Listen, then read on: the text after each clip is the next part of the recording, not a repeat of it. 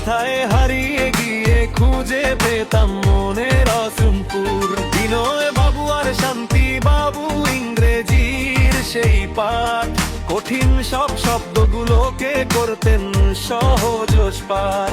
শাইখ বাবুর এগ্রোনমি বা মাটির মনটা মাখা, তাপস বাবুর দর্শনে যে জীবনের মানে শেখা।